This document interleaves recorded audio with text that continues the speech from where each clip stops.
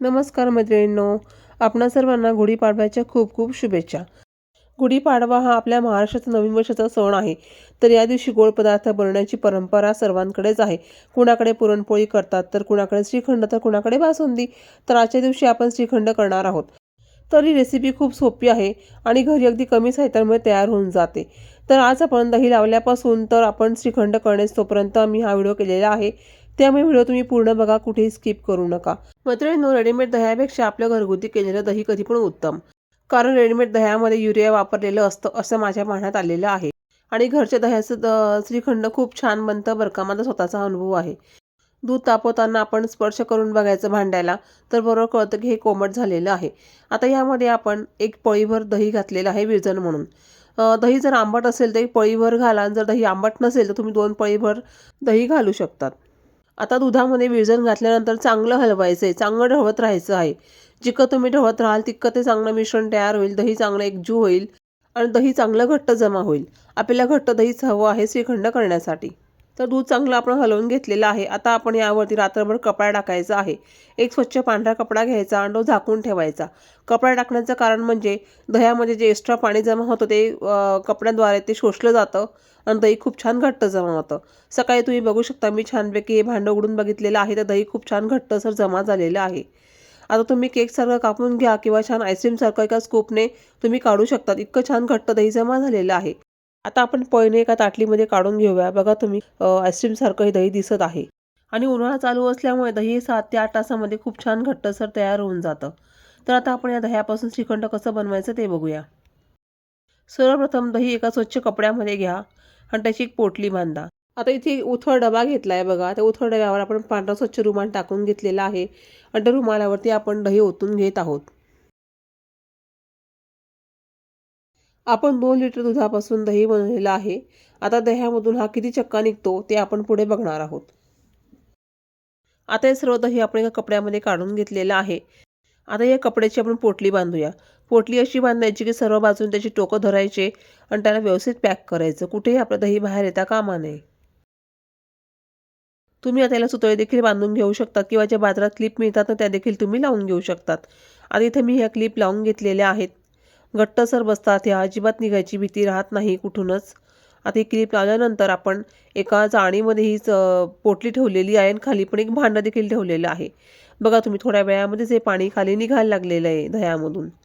जितकं होईल तितकं पाणी याच्यातून हे निघून जाणार आहे रात्रभरामध्ये. तर आता तुम्ही बघू शकता 2-3 तासामध्ये एवढं पाणी निघालेलं आहे. आता ही आपण पोटली जी आहे ती मोठ्या भांड्यावर ठेवून घेऊया. चाळण घेतली, चाळण्यावरती गाठोडं ठेवलं, ते दह्याची पोटली ठेवली, त्याच्याखाली आपण कुकर ठेवलेला आहे. आता त्यावरती आपण एक ताटली ठेवूया आणि ताटलीवरती काहीतरी वजन ठेवूया. असं केल्यामुळे काय होतं की सगळं जे पाणी आहे शेवटपर्यंत निघून जातं आणि आपल्याला सकाळी जो चक्का मिळतो तो खूप छान मिळतो. अजिबात त्यात पाण्याचा अंश राहत नाही. पोळपाट देखील ठेवले बघा लाकडाचं. तुम्ही ही दह्याची पोटली टांगून देखील ठेवू शकतात. जर टांगायची सोय नसेल ना तुमच्याकडे काही, तर तुम्ही चाळणीमध्ये सुद्धा मी जसं केलं तसं तुम्ही करू शकतात. तर आता आपण रात्रभर ठेवलेलं आहे. सकाळी तुम्ही बघू शकता सगळं जे काही पाणी आहे त्याचं सगळं ते निघून गेलेलं आहे. तर आता या कपड्याच्या गाठोडीमध्ये आपल्याला छानपैकी हंकड मिळालेलं आहे. याला आपण चक्का देखील म्हणतो. तर हा चक्का आपल्याला श्रीखंडासाठी उपयुक्त आहे. चक्का खूप छान घट्टसर मिळालेला आहे. आता याला आपण कपड्याच्या बाहेर काढूया. सर्वप्रथम याची आपण चव घेऊन बघायची. हा जर आंबटसर झाला असेल ना तर यामध्ये साखर खूप लागते, हे की नेहमी लक्षात ठेवायचं. आपण दही एवढं आंबट नसल्यामुळे चक्का देखील एवढा आंबट नाही आहे, त्यामुळे साखर आपल्याला अगदी निम्मेच लागणार आहे.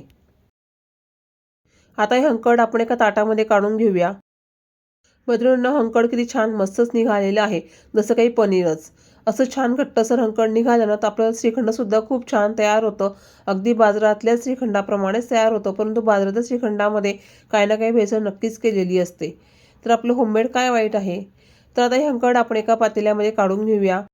तर हा चक्का एक भांडभर भरलेला आहे. आता एका उथळ भांड्यामध्ये आपण ते चक्का जो मोजला तो टाकून घेऊया आणि त्याच भांड्याने आपण साखर मोजून घेऊया. तर साखर इथे आपल्याला जाड वापरायची नाही आहे फ्रेंड्स, तर इथं आपल्याला वापरायची बारीक साखर. तर इथे पूर्वतयारी मी आधीच करून ठेवलेली आहे. साखर मिक्सरला मस्तपैकी बारीक करून घेतलेली आहे. आता ही साखर आपण अर्धी घेणार आहोत. म्हणजेच जेवढा चक्का आहे त्याच्यापेक्षा अर्ध म्हणजेच निम्मा प्रमाण घेतलं आहे साखरेचं. अर्थात आपल्या चवीवर देखील अवलंबून आहे. तुम्ही जर चव अजून तुम्हाला गोड हवं असेल तुम्ही एक वाटीभर साखर देखील वाढवू शकतात किंवा जर चक्का आंबट झाला असेल तरी सुद्धा तुम्हाला साखर ही वाढवावीच लागते. साखरेचं प्रमाण हे आपल्या चक्क्यावरती अवलंबून आहे. चक्का जर आंबट असेल तर साखर जास्त लागते आणि चक्का जर कमी आंबट असेल तर मात्र साखर ही निम्मेच लागते. आता साखर टाकल्यावर चक्का चांगला गरगर हलवून घ्यायचा आहे, म्हणजे साखर चांगली मिक्स होऊन जाते. आता यामध्ये आपण वेलदोडा पावडर टाकणार आहोत. तर वेलदोडा पावडर मी ही घरीच केलेली आहे. साखर टाकायची आणि थोडेसे 5-6 वेलदोडे घालायचे आणि मिक्सरला हे बारीक वाटून घ्यायचे आणि चाळणीने चाळून घ्यायचे, म्हणजे आपल्याला श्रीखंड खाताना आतमध्ये वेलदोड्याचे कण लागत नाहीत.